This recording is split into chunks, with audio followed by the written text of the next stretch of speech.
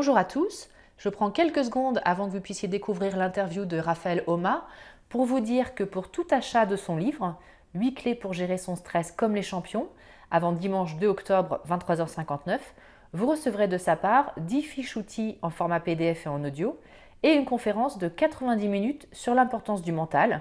Je vous laisse découvrir comment faire cela dans le descriptif en bas de la vidéo. Raphaël, tu es préparateur mental et tu es l'auteur de 8 clés pour gérer son stress comme les champions. Tu es également responsable pédagogique d'un diplôme universitaire en préparation mentale et tu as enseigné 8 ans la gestion du stress dans une école d'ingénieurs. Aujourd'hui, tu souhaites t'adresser à nous tous en appliquant les mêmes méthodes que pour les grands sportifs et les entrepreneurs. Et nous en avons bien besoin. Donc ma première question, qui va être une question très simple et que tu illustres très bien dans ton livre, c'est qu'est-ce que le stress ? D'où vient-il ? Et puis tu as cette image de la balançoire qui est aussi intéressante pour comprendre à quel moment on passe dans une zone rouge, on va dire. Ok. Déjà, merci beaucoup de ton invitation. Je suis vraiment ravi de pouvoir répondre à tes questions. Le stress, en fait, c'est une adaptation. C'est une adaptation à notre environnement, adaptation à la fois physiologique et psychique. Il est d'autant plus prégnant que lorsque nous identifions un danger, une menace, en tout cas dans cet environnement. Et donc, d'où vient-il ? Je pense qu'il vient d'un instinct de survie, en fait. C'est-à-dire qu'on a une petite alarme qui sonne dès qu'on identifie un danger ou une menace. Après, pour répondre à ta question concernant la balançoire, c'est vrai que j'aime bien imager en fait nos deux systèmes nerveux. Je pense que ça parlera aux personnes qui regardent ton émission, mais entre le système nerveux sympathique, donc justement qui est une mobilisation de nos ressources, de nos tensions, et le système nerveux parasympathique qui permet plutôt une régénération de nos ressources, le fait de récupérer, de se relaxer. On constate que les personnes qui sont stressées ont en fait un dérèglement, si tu veux, de cette balançoire et vont avoir une balançoire qui reste un peu bloquée dans le système nerveux sympathique. C'est-à-dire qu'on identifie tout le temps des dangers, des menaces, des éléments qui attirent notre vigilance. Ça peut être un téléphone portable comme celui qui nous filme, et donc de se dire tiens, il ne faut pas que je rate telle notification, etc., ou que je réponde à des mails professionnels. Et donc on a de plus en plus de difficultés à aller aussi dans le parasympathique et d'avoir vraiment cette balançoire très ample. Donc c'est vraiment un équilibre qui est rompu quelque part. Oui, exactement. C'est-à-dire que en fait on est, il me semble, alors je ne suis pas un chercheur spécialisé dans le stress, mais de ce que j'ai pu lire, qu'en fait on est assez bon pour gérer des pics de stress. Là où ça devient délétère, là où c'est un problème, en fait c'est le stress chronique. C'est le fait de ne pas savoir justement retourner dans le parasympathique. Des enfants peuvent être très bons pour être stressés d'un coup, pour imaginer un danger, avoir peur. Leur balançoire va monter très haut dans le système nerveux sympathique. Mais 30 secondes après, le même enfant peut être capable de dormir et d'avoir une respiration ventrale. Et donc les enfants ont en effet des balançoires avec des mouvements très amples. Là où peut-être nos grands-parents, on le voit, ont des balançoires en fait qui oscillent à peine. C'est-à-dire que c'est des personnes qui ne vont pas beaucoup s'énerver, mais qui ont en même temps beaucoup de mal à se détendre, à faire une grasse mat par exemple. D'accord. Alors justement, on va rentrer dans le vif du sujet. Qu'est-ce que la préparation mentale ? Parce qu'on en entend beaucoup parler, surtout au niveau des sportifs d'ailleurs, mais on n'a pas toujours une idée très juste de ce que c'est. Et qu'est-ce que du coup ça n'est pas ? Ok. Alors la préparation mentale, pour moi, c'est le recours, c'est l'utilisation d'outils mentaux, d'outils somatiques, en lien aussi avec le corps, d'outils émotionnels, typiquement sur des ancrages émotionnels, qui vont permettre à une personne ou à un groupe de personnes, un groupe d'individus, de mieux gérer des objectifs, d'être plus performant et de ressentir également plus de bien-être. Et qu'est-ce que ce n'est pas ? Pour moi, la préparation mentale n'est pas un accompagnement thérapeutique. Aujourd'hui, je n'ai pas de compétences pour accompagner une personne qui serait en dépression, par exemple, ou une personne qui aurait, tu sais, dans le sport, tu faisais le parallèle avec la pratique sportive, dans certaines disciplines où le poids est très important, typiquement le judo, où des fois à quelques grammes près, on ne peut plus concourir ou combattre contre tel ou tel adversaire, il peut y avoir un rapport particulier à la nourriture. Quelqu'un qui aurait des troubles alimentaires n'a pas vocation à être accompagné par un préparateur mental ou par une préparatrice mentale. Il va aller voir une personne spécialisée dans l'accompagnement de telle ou telle pathologie. Et puis j'ai cru voir sur ton site, et c'était marrant, si vous venez me voir pour devenir un champion, entre guillemets, si votre unique objectif c'est d'être champion, c'est pas moi. Exactement. Ouais. En tout cas, j'ai pas envie de promettre quelques résultats que ce soit, parce que je trouve que c'est faux, c'est mentir que de dire avec moi vous serez champion. Je ne sais pas vraiment ce que ça veut dire. Alors je donne une définition dans le livre du champion, mais en tout cas pour moi c'est pas la personne qui est en haut du podium et qui gagne. J'en parlais dans un autre bouquin où j'étais juste contributeur, je n'étais pas l'auteur, mais en gros je disais, Carole, qu'il y a beaucoup de personnes qui viennent me voir pour faire monter leur balançoire encore plus haut dans le système sympathique justement. Je veux marquer plus de buts, je veux plus d'argent pour certains entrepreneurs, je veux plus de clients, et c'est souvent je veux plus, et je veux faire monter cette balançoire. Et j'explique, c'est vrai que moi, très régulièrement, le début de mon travail concerne surtout le fait de savoir prendre davantage d'élan et d'aller plus dans le parasympathique, d'aller plus dans l'introspection, d'aller aussi dans l'acceptation de nos doutes, de nos failles, de les comprendre, parce que ça nous aide aussi à prendre de l'élan et à savoir plus qui nous sommes, pourquoi nous faisons telle ou telle chose. Donc c'est vrai que je trouverais très très réducteur, et c'est pas aligné avec moi, que dire venez faire de la préparation mentale, vous serez un champion. On ne peut pas garantir qu'on va faire évoluer le résultat, parce que ça dépend de tellement d'autres choses et il faut l'accepter. Il faut avoir cette humilité, je pense, dans la réussite comme dans l'échec. Et c'est très important aussi d'être humble dans l'échec. C'est pas parce qu'on échoue qu'on est mauvais et que tout dépendait de nous, mais avoir ce temps avec un préparateur mental ou une préparatrice mentale pour réfléchir un peu sur voilà, qu'est-ce qui dépendait de nous, qu'est-ce qu'on a bien fait, qu'est-ce qu'on aurait pu améliorer et qu'est-ce qui ne dépendait pas de nous, y compris quand on est champion du monde. On a eu des fois aussi un peu de la chance. Certains disent que la chance est une compétence, je le crois aussi, mais c'est bien d'avoir cette humilité aussi par rapport à ça. Alors c'est ce qu'on va détailler dans les prochaines questions. Et ce qui est très intéressant, en fait, c'est de voir effectivement qu'est-ce que c'est qu'une performance, entre guillemets. Et il y a plein de facteurs qu'on n'imagine pas. Et comme tu le dis, tout ne dépend parfois pas de nous, mais après, on pourrait culpabiliser. Et puis, c'est un cycle infernal. Alors, on va commencer par parler de Fernand. Ouais. Tu vas nous expliquer qui est Fernand, dont tu parles plusieurs fois dans ton livre. Est-ce que tu peux nous le présenter et dire comment on peut vivre avec Fernand, parce qu'il n'est pas toujours très sympa. Ok. Écoute, oui, tu me demandais un petit peu une définition du stress et une approche du stress. En fait, ce qui était certain pour moi, c'est que je ne voulais pas faire une méthode anti-stress. Encore une fois, le stress chronique, et je pense qu'il y a des personnes qui nous écoutent qui sont peut-être en stress chronique ou qui se sentent tout le temps tendus. Oui, le stress chronique est délétère. Pour autant, comme je disais, le stress est une adaptation à notre environnement, adaptation physiologique et psychique, peut-être à certaines menaces. Et donc le stress, il est bon pour nous. Enfin, je veux dire, le stress peut nous sauver la vie quand il y a un grand danger. C'est très bien d'être stressé, d'avoir une adaptation physiologique, ne serait-ce que pour fuir et pour partir très vite d'un danger. Et donc, en effet, si tu veux, je vois parfois le stress un peu comme dans certaines situations, une inadaptation de notre cerveau ou des représentations mentales que nous avons. Encore une fois, le stress est là pour me sauver. Sauf qu'aujourd'hui, il y a peu de situations où mon enjeu vital est engagé. C'est-à-dire que oui, il y a quelques centaines de milliers d'années, si je me ratais une fois, on pouvait mourir parce qu'il y avait des menaces extérieures. Aujourd'hui, c'est moins le cas et pourtant, notre cerveau fonctionne comme s'il y avait des dangers énormes. Et donc, j'ai voulu appeler mon stress Fernand, en me disant Fernand, c'est un vieux prénom, un peu comme un vieil oncle ou comme un grand-père. C'est quelqu'un qui nous veut du bien, mais qui peut être un peu têtu et des fois un peu inadapté aux situations du 21e siècle et qui va dire « Ah mais non, mais ça peut être très dangereux là si tu arrives en retard. » Tout à l'heure, je suis arrivé en retard pour aller te chercher.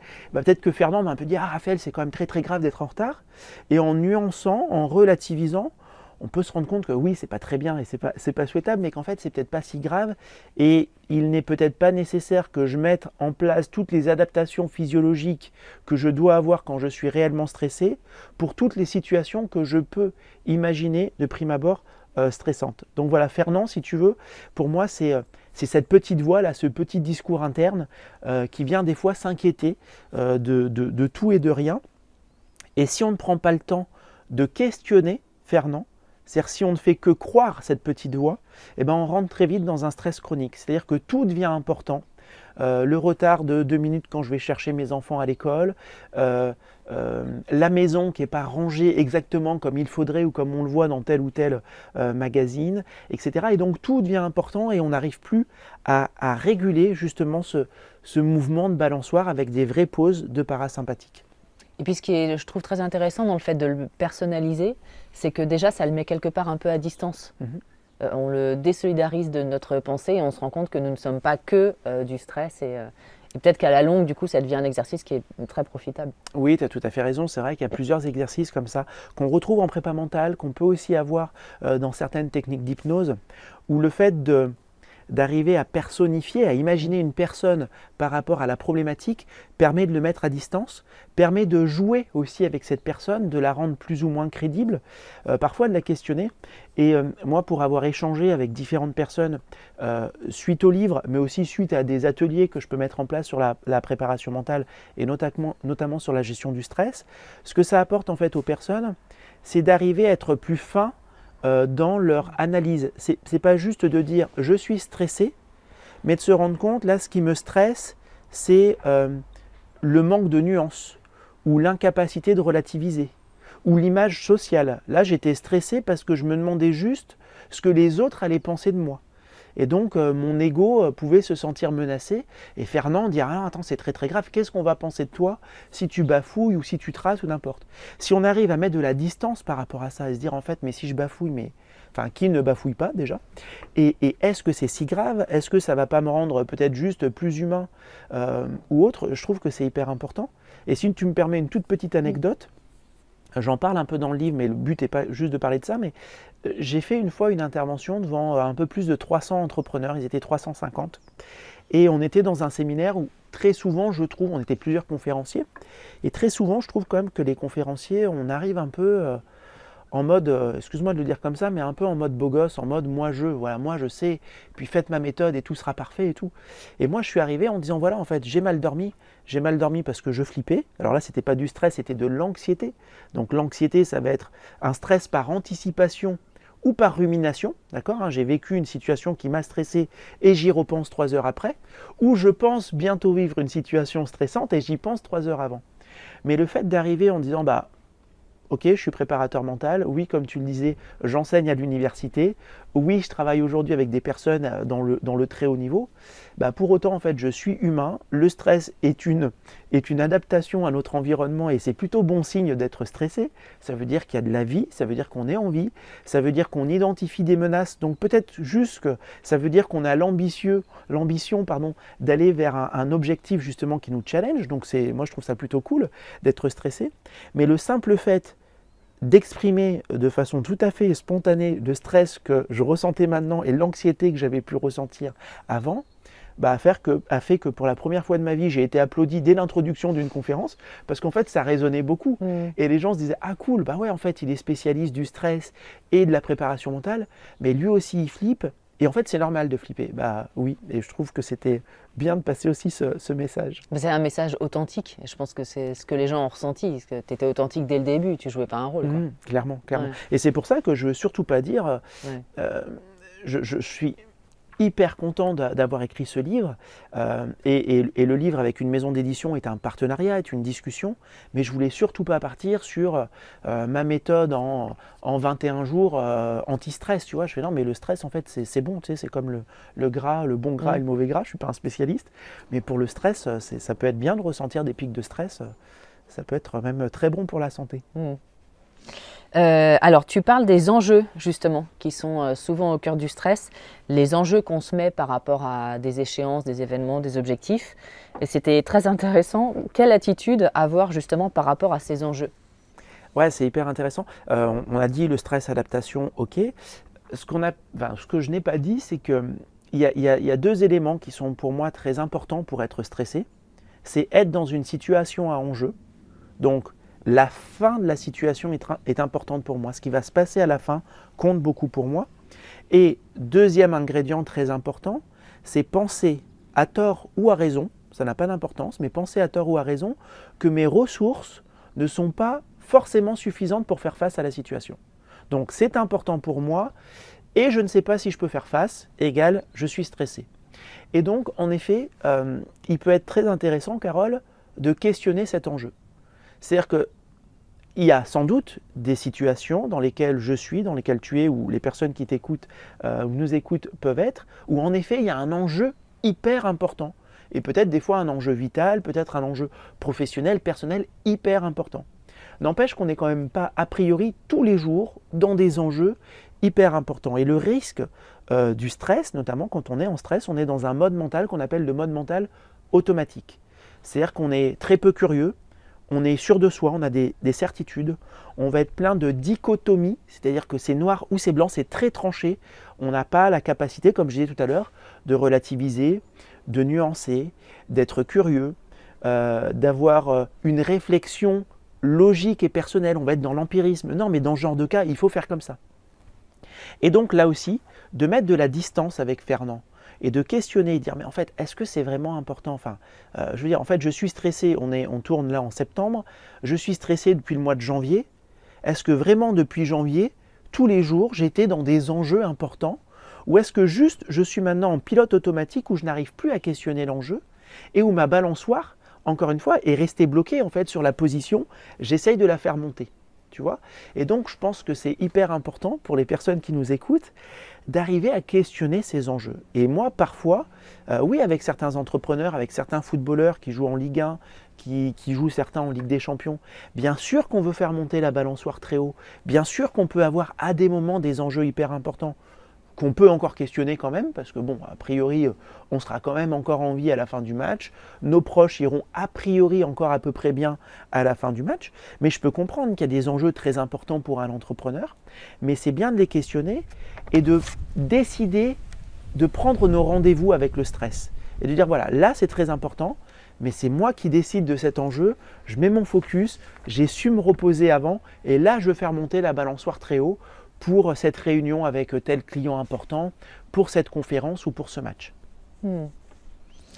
Tu parles également de la confiance en soi et de l'estime de soi. Alors déjà, quelle différence tu fais entre les deux, l'estime et la confiance en soi? Et quel est le rôle de la confiance en soi et de l'estime de soi justement dans la gestion du stress? Ok, la confiance est liée à nos capacités. Si tu as confiance en toi, tu vas dire je serai capable tout à l'heure de faire tel truc. Voilà, de faire l'interview avec Raphaël, oui, ça va bien se passer.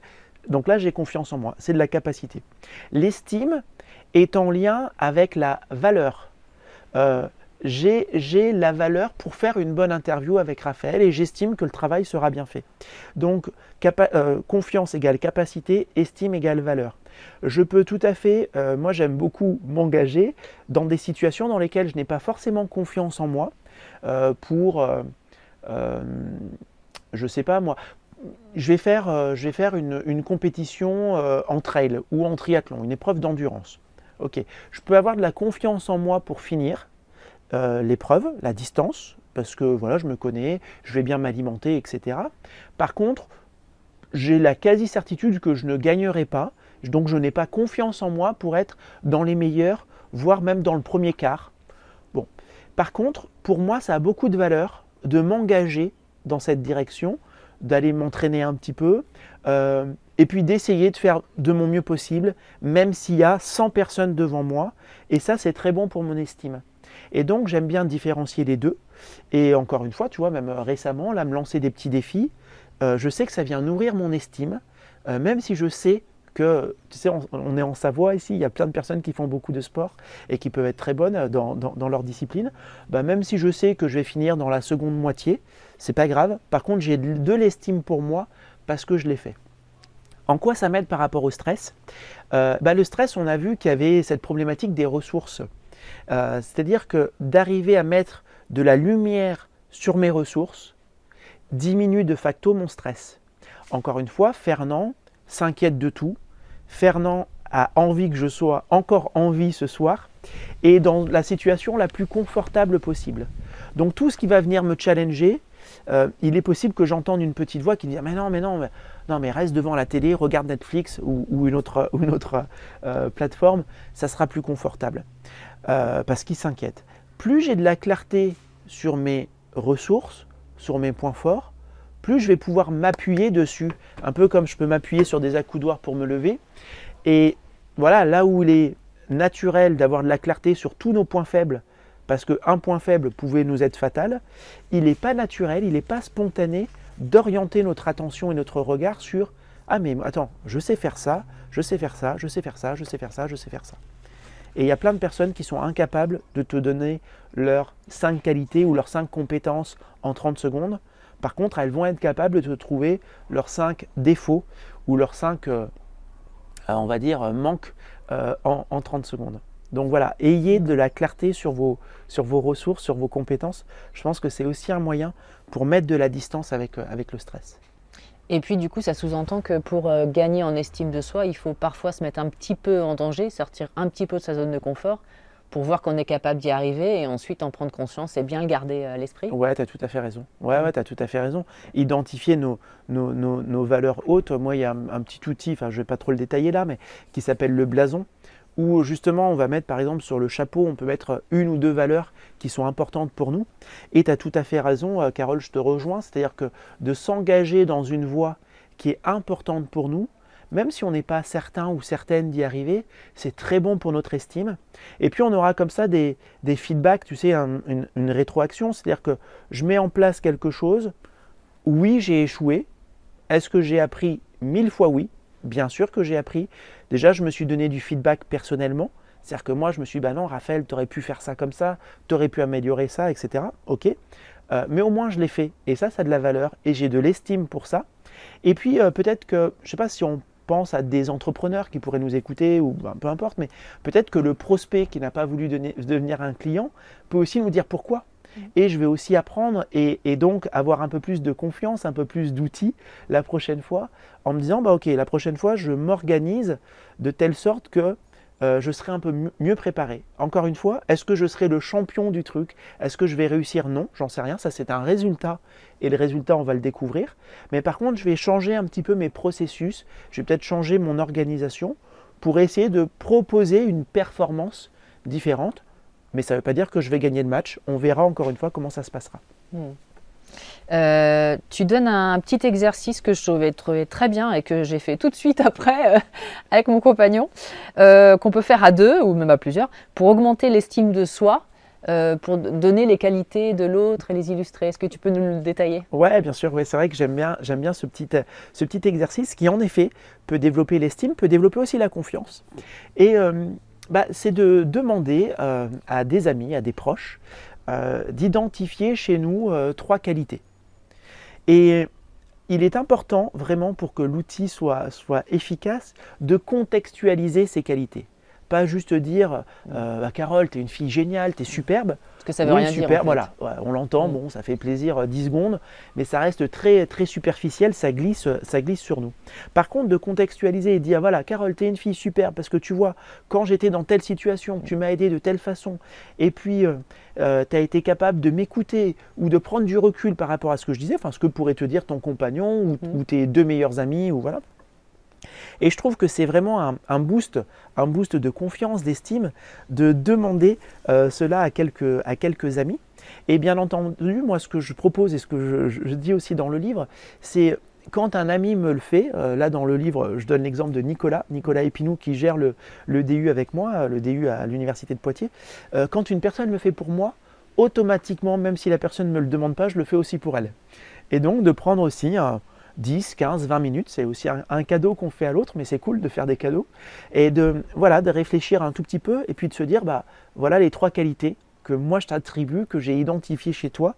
Et si, rappelle-toi, dans tel contexte, tu m'avais dit ça, moi ça m'avait beaucoup aidé, ou je t'ai vu interagir peut-être avec d'autres proches ou avec des étudiants, en l'occurrence lui il est prof, et de voir, tiens, dans tel cours je t'avais vu faire ça, etc. Moi, je trouve que c'est une vraie qualité et de pouvoir mettre de la lumière là-dessus parce que nous, on n'en a pas toujours conscience. Et les 3 qualités que m'a attribué Nicolas et que je mets dans le livre, pas pour dire hey, regardez mes 3 qualités, mais juste pour montrer un peu les cadeaux qu'on peut recevoir, je ne me serais peut-être pas attribué ces qualités-là ou j'aurais pas eu conscience que ça avait pu le marquer, lui, d'assister à telle ou telle situation.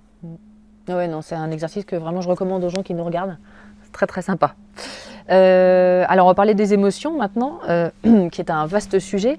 Quel poids des émotions dans la gestion du stress et comment apaiser l'angoisse? Est-ce que tu as des petits trucs que tu peux nous partager? Écoute, moi tu sais, j'aime beaucoup ce triangle, encore une fois, qui est surtout pas de moi, j'ai rien inventé, mais tu sais, pensée, émotion, comportement.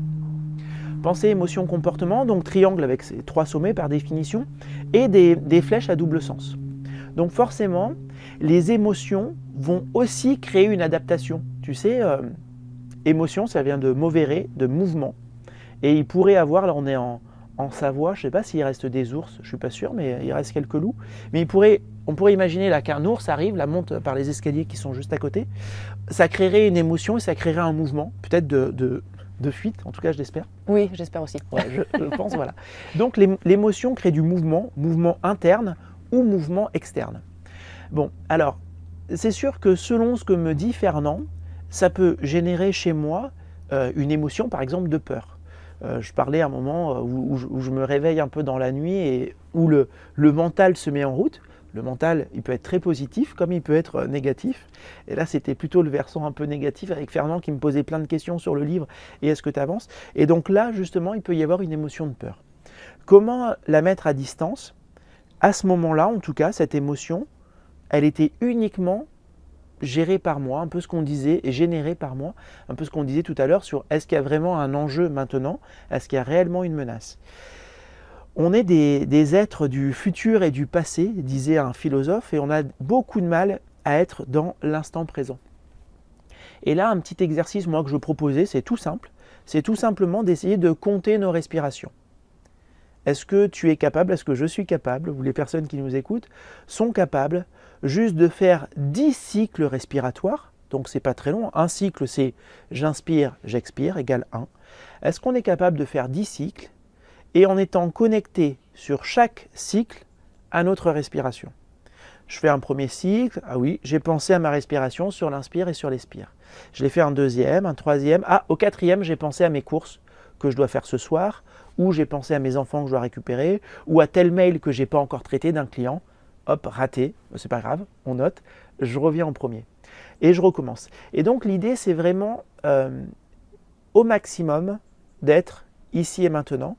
Et tu sais, tu parlais tout à l'heure justement des valeurs et de l'estime. Moi, j'ai de l'estime pour moi quand j'arrive à nourrir ma valeur de liberté.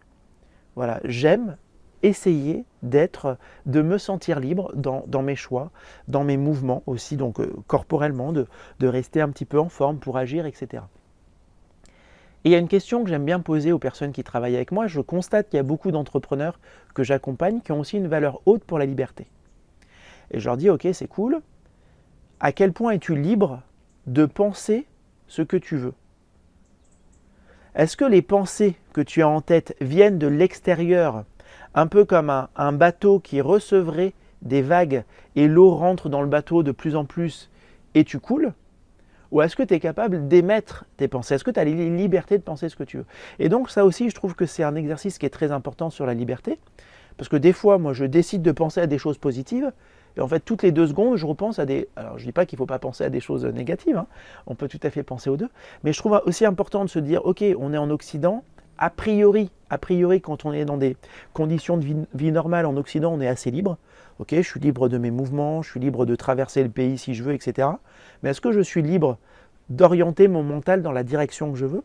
Et donc, avoir des exercices, même très modestes au départ, hein, ça peut être 30 secondes, ça peut être 1 minute, mais où je m'entraîne à avoir la liberté de penser ce que je veux, je trouve que c'est un pas aussi important dans la liberté parce que nos pensées jouent directement sur ce que l'on va mettre en place. Et si je pense que je ne suis pas capable de développer tel ou tel business, par exemple pour un entrepreneur, ou je ne suis pas capable d'agir de telle façon dans mon cercle privé avec mes proches, je ne suis pas capable d'exprimer mes sentiments, en fait, je vais m'adapter à ce que je pense. Donc, arriver à avoir la liberté d'orienter nos pensées, ça joue aussi sur nos comportements, c'est important pour nous et c'est important aussi pour nos proches dans la sphère publique, professionnelle ou privée. Oui, c'est tout le travail qu'on fait sur les croyances limitantes, Exactement, qui exactement. nous viennent de la société, de notre enfance, de nos amis, et arriver Exactement. à faire le tri en fait. Ouais. Et on travaille beaucoup justement en préparation mentale. Là, c'est vraiment du mental. Et le risque, et tu as raison, Carole, sur les croyances limitantes, en plus, c'est qu'on les questionne plus. C'est-à-dire, voilà, croyance, c'est crédérer, tenir pour vrai. Donc, je tiens pour vrai que la vie, c'est comme ça, que je suis comme ça, que j'ai tel niveau de compétence, que j'ai telles incompétences qui sont beaucoup plus importantes d'ailleurs que mes compétences. Je le tiens pour vrai et je ne le questionne plus. Et juste de faire un tout petit pas de côté et de questionner cela et de se rendre compte à des exercices qui sont très plaisants. Mon objectif quand je travaille avec une personne sur ses croyances limitantes, c'est surtout pas de lui dire non mais Carole, mais c'est idiot de croire ça, non. C'est juste de faire un pas de côté et de faire douter la personne. Et c'est cool de voir, pour son intérêt, mais c'est top de voir la personne qui commence à douter de sa croyance et tu sens que tu crées pour le coup une tension interne. Tu vois, c'est comme si tu mettais une toute petite griffure sur un tableau. L'idée n'est pas de dire dans tout le tableau est pourri, mais tu commences à mettre une petite griffure et la peinture commence un peu à s'écailler, tu vois, et t'abîmer. Et j'ai vu des chouettes transformations comme ça de prise de conscience, de dire mais ouais, non, mais en fait je crois à ce truc, mais ça n'a pas de sens quoi. Et puis surtout, parfois, ça peut être une croyance limitante qui va impacter toute notre vie. Et à partir du moment où elle est levée, mais le champ des possibles devient immense. Oui, je te rejoins. Ouais, tu as tout à fait raison. Ça vaut le coup de faire ce travail. Ça vaut le coup, oui, exactement. Alors, quelle place pour les objectifs dans les situations stressantes? Tu expliques très bien dans ton livre qu'effectivement, souvent, on va se mettre un objectif. Du coup, on va avoir un enjeu énorme, etc. Et tout ça, ça fait du stress. Et toi, tu dis, mais non, en fait, les objectifs, il peut y en avoir plusieurs. Ça va aider à faire plein de choses. Est-ce que tu peux nous raconter ça? Oui, bien sûr. En effet, quand je travaille avec un sportif ou un entrepreneur, très souvent, en début de collaboration, j'ai bien envie de savoir où la personne a envie d'aller, ce qu'on appelle bien souvent l'état désiré, et quels sont ses objectifs ou quel est son objectif principal, par exemple de la prochaine année ou de la prochaine saison. Je vais dire que 9 fois sur 10, pour ne pas dire 10 fois sur 10, 9 fois sur 10, les objectifs qui me sont énoncés sont uniquement des objectifs de résultat. Je veux être champion de France, je veux être titulaire, je veux gagner plus, je veux avoir tel chiffre d'affaires, etc. Et donc on est dans un résultat. Le résultat, c'est très bien, il faut garder des objectifs de résultat, ça peut nous motiver, ça peut donner un peu, tu vois, de peps, nous aider à nous dynamiser, etc. L'inconvénient, par contre, encore une fois, du résultat, c'est qu'on ne maîtrise pas tout.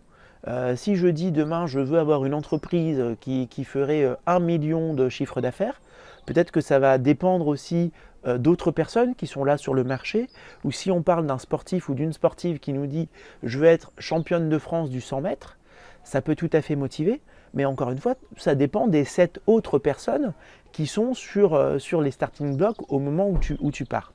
Donc déjà, avoir des objectifs de performance. L'objectif de performance va dépendre de moi, c'est-à-dire au lieu de dire « je veux être champion ou championne de France du 100 mètres » si on garde cet exemple, je vais dire « je voudrais courir le 100 mètres en 10 secondes 2 maximum ». Ça ne dépend que de moi, ça ne dépend pas des 7 autres personnes, contrairement au résultat, à la place qui va dépendre des autres. Et puis, objectif de performance. Et puis l'objectif de processus, c'est de quelle façon je vais me préparer pour mettre toutes les chances de mon côté pour courir mon 100 mètres en 10 secondes 2. Mon objectif, ça va être de m'entraîner X fois par semaine. Un autre objectif sera peut-être de faire aussi davantage, je ne sais pas moi, de préparation physique ou de préparation mentale pour davantage croire en moi ou de faire plus attention à mon sommeil, etc. Et là, si tu veux, on est plus dans le processus, c'est-à-dire dans la recette du gâteau. Voilà les ingrédients que je mets pour essayer d'avoir un bon gâteau. Et si j'ai un bon gâteau, c'est peut-être le gâteau que les gens aimeront le plus. Mais ça, on le découvrira à la fin. Donc c'est vrai que j'aime bien décliner l'objectif de résultat en objectif de performance et en objectif de processus. L'objectif de résultat peut être très mobilisateur, très excitant comme je disais, mais également très stressant parce que je ne maîtrise pas tout. L'objectif de processus, si je tiens, si je tiens vraiment ma recette à jour, ça ne dépend que de moi, il n'y a pas de stress là-dedans et ça va petit à petit m'aider à faire croître mes ressources, peut-être atteindre mon objectif de performance et peut-être atteindre mon objectif de résultat. L'autre élément, si tu me permets, juste pour compléter, aussi ce que j'aime bien en déclinant comme ça les objectifs, c'est qu'en ayant de la lumière sur différents types d'objectifs, même si on échoue sur le résultat, on ne met pas forcément tout à la poubelle. C'est-à-dire que si on peut avoir de la clarté à la fin, dire bah regarde, on a quand même couru ou tu as couru en 10 secondes 15, donc c'était pleinement dans l'objectif de résultat, tu voulais faire de performance, pardon, tu voulais faire moins de 10 secondes 20. Certes, on est quatrième ou tu es deuxième ou troisième, tu n'es pas championne de France, mais regarde, les processus, on les a faits, tu as un meilleur niveau, tu as atteint ton objectif de performance, bah écoute, à la limite, tant mieux si d'autres personnes, enfin tant mieux, c'est difficile à entendre comme ça, mais en tout cas, d'autres personnes étaient encore meilleures, peut-être qu'on peut s'inspirer de ces personnes, et peut-être que c'est grâce à elles que l'année prochaine, tu courras en 10 secondes 0,1 ou en 9 secondes 85, et que tu seras cette fois-ci championne de France ou championne d'Europe. Donc ça permet aussi de ne pas dire « Ah non, j'ai été nul, j'ai échoué ». Tu sais, on est dans une société qui est très, je trouve, essentialiste, un peu comme une essence de bois. Je ne sais pas si on le voit là, mais ça c'est du mélèze par exemple, voilà, c'est l'essence d'un bois. Et ben, je trouve qu'on est très à être comme des essences de tiens, ça c'est du cerisier. Enfin bon, après je ne suis pas un spécialiste du bois, donc je ne vais pas trop aller sur ce terrain. Mais des fois, tu sais, on va dire je suis un loser, j'ai échoué, ah mais je suis un gros raté. Mais non, enfin, ayons de l'humilité aussi par rapport à nos échecs. Et même quand on échoue, il y a plein de choses qu'on a très bien fait. Et je pense que c'est important de savoir mettre de la lumière dessus. Ça ne veut pas dire qu'on doit se prendre pour un autre ou pour une autre, mais d'être capable, dans les échecs comme dans les réussites, de nuancer. Et dire, voilà, ça je l'avais bien fait, ça peut-être que je peux encore m'améliorer dessus. Et je trouve que c'est un rapport beaucoup plus sain à l'échec ou à la réussite aussi. C'est très intéressant ça. Quelle place pour le plaisir quand on a des objectifs professionnels importants? Tu en parles à un moment. Et tu expliques que, surtout quand on est entrepreneur, pour le coup, on peut travailler du matin au soir, tout le week-end sans s'arrêter. Donc, quand est-ce qu'on se fait plaisir? Ouais, alors je pense qu'il faut se faire plaisir en route. Tu as tout à fait raison, c'est une grande différence aussi entre la préparation mentale des sportifs et des entrepreneurs. Préparation mentale du sportif, à la fin du match, il y a un arbitre. Il y a quelqu'un qui siffle et qui dit c'est fini. À la fin de la compète, il y a quelqu'un qui dit ça y est, non Carole, là tu as franchi la ligne du marathon de Paris, arrête de courir, là c'est fini. Quand tu es entrepreneur, tu as raison, bien souvent on est très engagé émotionnellement. Alors ça peut être avec du plaisir, mais pas que, il peut y avoir tout un panel. On parle des fois de la roue des émotions. Et on n'a pas d'arbitre, on n'a pas de personne, on n'a pas souvent un entraîneur qui vient siffler la fin du match ou de l'entraînement. Et donc on peut avoir cette difficulté en fait à s'arrêter, soit parce qu'on a peur. On a peur que notre entreprise ne décolle pas, donc on met les bouchées doubles et on travaille énormément. Soit parce qu'on adore et que c'est notre bébé, c'est notre projet, cette boîte, et on y passe des heures et des heures.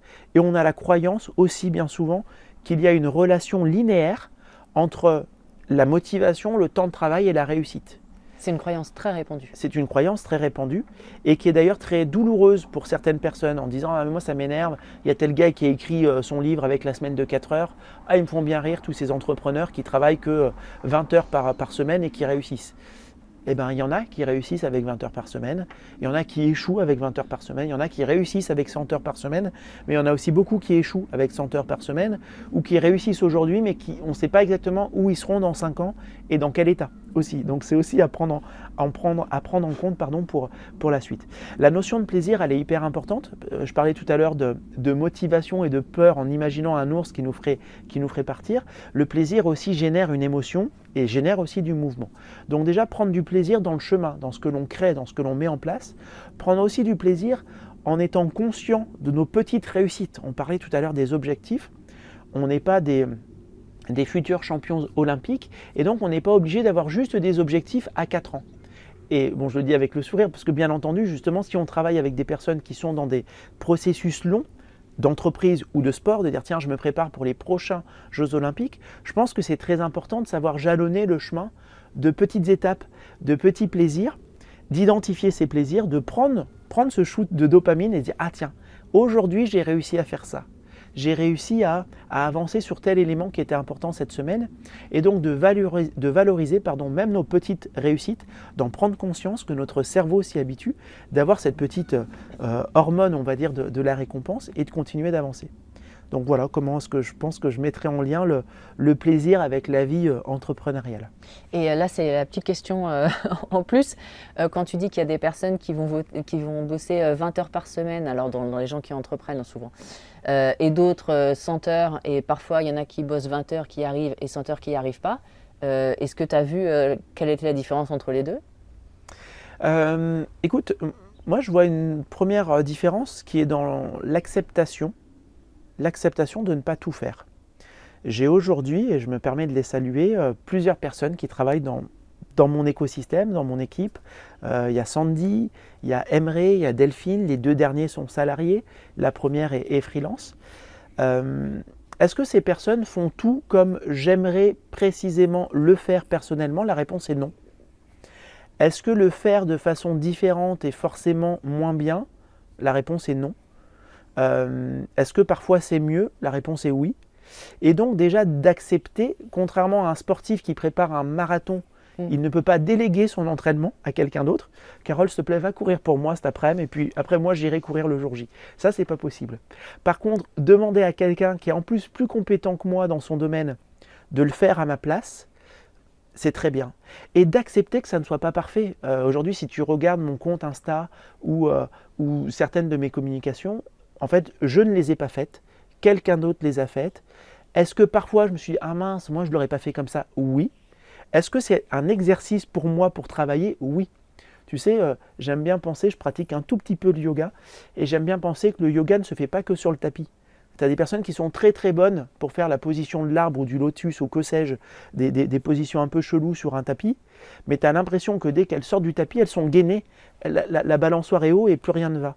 Bah ça, c'est mon yoga à moi, me dire ok, telle personne a fait un truc aujourd'hui dans ma boîte qui n'était pas top selon moi ou pas comme moi je l'aurais fait, mais ce qui était génial, et je la remercie cette personne, c'est que ce n'est pas moi qui ai eu à le faire et elle l'a fait avec tout son cœur, avec sa vision, et c'est très bien.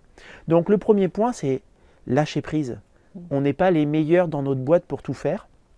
Tu me poses la question sur l'entrepreneuriat, et donc moi je peux me focaliser sur ce que je fais de mieux dans ma boîte. C'est peut-être de faire de la préparation mentale, c'est peut-être de parler de la préparation mentale, c'est peut-être d'accompagner des personnes en préparation mentale, plus que de rédiger tel courriel ou autre. Donc d'accepter de lâcher prise, et c'est ok. Et c'est ok. Est-ce que tout est parfait? Non. Est-ce que c'était parfait quand je le faisais? Non aussi. Donc de ne pas avoir non plus cet objectif illusoire de perfection. Et il y a plein de choses dans mon entreprise qui sont perfectibles, et c'est ok. Et toutes les personnes qui bossent avec moi savent que je ne suis pas parfait, savent que je doute beaucoup. Et je dis, alors c'est pas de moi, mais je sais plus qui dit le doute rend fou, mais les certitudes rendent con. Alors je suis des fois un petit peu con, Ouais, mais je préfère être fou. Ouais, je préfère être fou et douter et dire ça, je sais pas. Et toutes les personnes qui bossent avec moi savent que je suis comme ça. Et je trouve que ça permet aussi de se développer, de me focaliser sur ce que je sais bien faire, plutôt que de vouloir tout faire. C'est très pragmatique. Alors, comment utiliser le langage corporel pour contredire Fernand? Alors là, j'étais surprise. Et tu donnes l'exemple de ta petite fille qui perd sa dent et la petite souris. Est-ce que tu peux nous raconter? C'était très parlant. Ouais. En fait, c'était mon gars, c'est le grand frère. Pardon. Non, je t'en prie.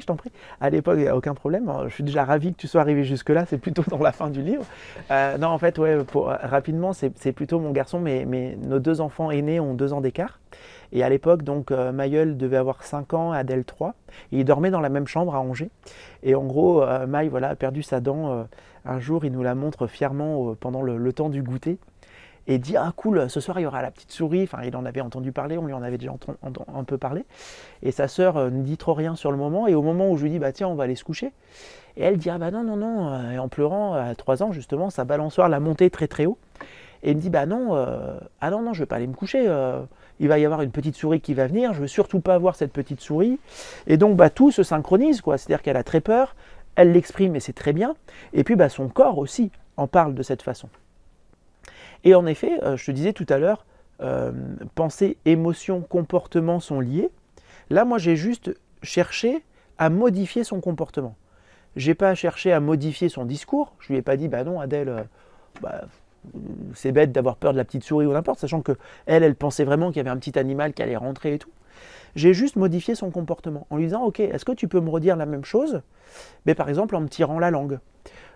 Donc c'est ce qu'elle a fait une fois ou deux. Et puis quand tu as 3 ans, peut-être même encore maintenant, mais quand tu as 3 ans, ça te fait un peu rire de pouvoir cette fois-ci vraiment tirer la langue à ton papa. Et puis de le faire un peu en chantant, et puis de le faire en changeant la voix, etc. Et en changeant son comportement, là on a aussi changé ses émotions. Et à la fin, elle a pu aller se coucher en disant toujours la même chose, mais en ayant un autre comportement. Et en effet, il y a une synchronisation, encore une fois, entre le dedans et le dehors. Hein. Ces flèches, elles vont dans les deux sens. Ce n'est pas que mes pensées qui modifient mon comportement. Mon comportement peut aussi venir jouer sur mes pensées. Donc, s'il y a des choses qui nous font peur, concrètement, on peut les dire en tirant la langue. On peut les dire en tirant la langue. En faisant des cabrioles, la grimace. Ça peut nous aider. Voilà, ça peut tout à fait nous aider. Tu as tout à fait raison. Et puis aussi, tu sais, on parle, et je pense que ça parlera vraiment à ton audience, on parle très souvent du scan corporel. Et je pense que c'est important de savoir identifier aussi où viennent se loger, par exemple, les tensions. Moi, en faisant une méthode qui s'appelle la méthode Jacobson, j'en parle aussi un petit peu dans le livre, Jacobson disait on demande aux gens de se détendre alors qu'ils n'ont pas conscience d'être tendus. Et moi, je trouve ça cool de savoir identifier de façon fine les tensions. Encore une fois, tout à l'heure, j'étais un petit peu en retard pour aller te chercher à la gare. J'étais pas tendu. Je pense qu'il y a des personnes qui peuvent avoir 5 minutes de retard ou qui sont dans un embouteillage et qui vont peut-être tendre un peu au niveau de la mâchoire ou peut-être au niveau des trapèzes, peut-être au niveau du diaphragme. Si elles sont dans une voiture ou sur un vélo, peut-être serrer un petit peu le volant ou le guidon. Et le fait d'en avoir conscience, c'est pas grave d'être tendu, mais le fait d'en avoir conscience et de se dire, ok, en fait, est-ce que tendre ma mâchoire va m'aider à aller plus vite? Si la réponse est oui, tendez encore la mâchoire. Si la réponse est non, relâchez la mâchoire. Le fait de relâcher la mâchoire, et là de te dire que maintenant, je pense que j'ai un niveau de relâchement très important, musculairement, va faire que mentalement, je vais me détendre aussi. Par contre, si par des exercices de respiration, de volonté, je commence un peu à me tendre, ça va tendre aussi le mental. Donc c'est vrai d'avoir conscience de ça et de pouvoir jouer sur notre relâchement physique va influencer aussi mon relâchement mental. Et d'ailleurs, juste pour l'anecdote, moi ça m'arrive souvent d'aller faire des exercices de yoga, etc. Et où à un moment, il y a un moment de détente et la personne vous dit « relâchez la mâchoire ». Et quelque part, on se dit « mais de toute façon, je ne suis pas tendu ». Et on se rend compte qu'en fait, si, c'était tendu. C'est vrai, et on ne s'en rend pas compte. C'est vrai, c'est vrai. Et tu vois, c'est super intéressant ce que tu dis. Je travaille dans le DU avec une personne qui s'appelle, dans le diplôme universitaire de prépa mentale, on fait intervenir sur la cohérence cardiaque une personne qui s'appelle Yann Micheli, qui n'est pas très loin d'ici, qui est sur Annecy. Et il nous disait, c'est intéressant sur le yoga, tu vois. Alors je ne sais plus si l'étude était faite à Paris. Mais en gros, ils mettent des capteurs cardiaques, quoi, pour avoir la fréquence cardiaque des personnes et analyser la cohérence cardiaque. Et oui, beaucoup de détente pendant la pratique du yoga. Par contre, l'élément délétère, c'est que pour beaucoup de personnes, il fallait se dépêcher pour aller au yoga et malheureusement, il fallait se dépêcher pour en repartir. Et en fait, on voyait que oui, et heureusement, là, ces personnes avaient réussi à avoir vraiment un moment de parasympathique où on arrivait à se détendre, mais qu'en fait, il y avait un pic de stress avant, un pic de stress après. Et donc là aussi, ça peut être intéressant de se dire, ok, j'ai réussi à me détendre. Quand j'étais sur mon tapis, c'était génial, il y avait la prof ou le prof qui me guidait. Et comment est-ce que je peux mettre du confort en y allant et essayer de profiter encore de tout ça et garder du confort en repartant? Parce qu'en vrai, on peut être dans du parasympathique, même quand on est dans un métro parisien. Et je trouvais très intéressant, moi je m'étais formé avec David O'Hare, de voir que même pendant qu'il nous faisait le cours, l'intervention, la formation si tu veux, il avait ses capteurs aussi et il arrivait à être en cohérence cardiaque, même en nous parlant. Et pour moi ça c'était aussi intéressant de me dire ok, je peux être peut-être dans une conférence ou faire un atelier avec des personnes, autant essayer d'en profiter aussi pour moi, pour mon bien-être, d'être aussi en cohérence cardiaque dans ces moments-là. Et enfin, ma dernière question, alors là, ça va être plus au niveau de tes expériences. Est-ce que tu peux nous raconter, toi, une expérience que tu as eue, toi ou un de tes clients, justement sur la gestion du stress, une des plus belles réalisations que tu as eues, ou même toi, tu racontes aussi quand tu montais sur scène, effectivement, quand tu avais fait cette conférence, que en fait, la première chose que tu as dit, c'est je suis stressée et je l'ai vu sur la vidéo Ouais. et tout le monde se marre, en Ouais, gros. ouais, c'est ça, j'explique plein de trucs. Et ouais, Est-ce que tu as une expérience comme ça que tu peux nous raconter pour clore cette interview? ouais, écoute, je peux t'en parler vite fait, deux, trois, mais qui sont liés. J'aimerais bien te partager et vous partager des expériences de stress en lien avec l'eau froide. Je disais tout à l'heure, on n'est pas bon pour gérer le stress chronique et il faut essayer de ne pas rester dans des situations dans lesquelles vous seriez dans un stress chronique. On est très bon pour gérer des stress ponctuels. Je te disais tout à l'heure, on habite en Savoie depuis 2019 et depuis 2019, je me suis pris de passion, en tout cas d'affection pour toutes les pratiques de nage hivernale, de nage en eau froide. Donc je nage dans le lac du Bourget ou dans le lac d'Aiguebelette qui sont, j'aime bien indiquer les directions, ça aide beaucoup les personnes qui regardent la vidéo. Donc en gros j'y vais toutes les semaines maintenant, donc y compris en plein hiver. Et on a eu la chance cet hiver d'aller nager, alors pas dans le lac du Bourget, mais en Maurienne, d'aller nager sous la glace en maillot de bain. Donc on s'était fait à la tronçonneuse plusieurs trous pour sortir. Donc tous les 4-5 mètres, on avait un trou. Et puis on a nagé sous la glace, voilà, en maillot de bain, donc juste équipé de lunettes, bonnet et maillot. Donc ça, c'est un stress fort pour l'organisme. Là, on fait monter très très haut la balançoire. Au niveau mental, il y a une adaptation, au niveau physiologique, donc physiologique y compris de la respiration. Et après, ça nous permet vraiment d'avoir aussi un shoot d'hormones de récupération, d'acétylcholine, de noradrénaline, où on est très très bien, vraiment. Donc c'est cool d'avoir un stress très fort et après on a une adaptation. Et en quoi c'est une expérience géniale? Ça l'a été pour moi, ça l'est pour Claire, pour ma chérie, pour ma compagne, et ça l'a été aussi pour plein de clients. Alors les clients, je ne les ai pas emmenés sous la glace, mais par contre il m'arrive très souvent de faire des séminaires avec des entrepreneurs, de louer des très belles maisons avec des piscines. Par contre, je vérifie bien qu'on soit dans des piscines non chauffées. On est plutôt en hiver. Et puis, je viens avec mes pains de glace, mes bacs de glaçons. Et on met beaucoup de glace, beaucoup de glaçons. Donc, l'eau est quand même fraîche, mais pas autant que dans un lac gelé. Et de voir ces personnes qui font des super choses dans leur entreprise, qui sont très stressées avant d'y aller, voir tout le travail qu'on met en place au niveau mental, au niveau physiologique, qu'elles vont dans cette piscine et voir dans la piscine les sourires et de voir aussi des sourires après où tu as l'impression, tu vois, t'imagines 10 personnes qui arrivent à 9 h qui ne se connaissent pas et qui à midi sont dans de l'eau très froide et qui à 13 h mangent ensemble et tu as l'impression déjà qu'elles ont vécu une superbe expérience ensemble et qu'elles reviennent, je ne vais pas dire d'une épreuve surhumaine. De la guerre. Ouais, voilà, c'est presque ça, quoi. On a vécu, j'allais dire le Vietnam, je vais prendre cette image comme ça, vous m'en excuserez, mais on a vécu ce truc très très dur ensemble. Elles sont unies presque pour la vie. Et après, je leur dis, voilà, maintenant on va travailler aussi sur vos croyances, mais vous voyez que là, vous avez fait quelque chose de très tangible, de très physique. Dans vos entreprises, vos limites, elles sont que là. Si tu ne sais pas faire, délègue. Entoure-toi de personnes qui savent faire, ça ne va pas te coûter plus cher. Et tu iras très loin et tu seras épanoui. Et tu pourras peut-être accomplir ta mission de vie. Donc voilà, prendre des rendez-vous programmés avec notre stress, je trouve que c'est génial. Et après, on a des grands sourires. C'est très bon pour la confiance et c'est très bon pour l'estime. Donc voilà, je te dirais ça. Eh ben c'est super. Merci beaucoup, Raphaël. C'est moi qui te remercie.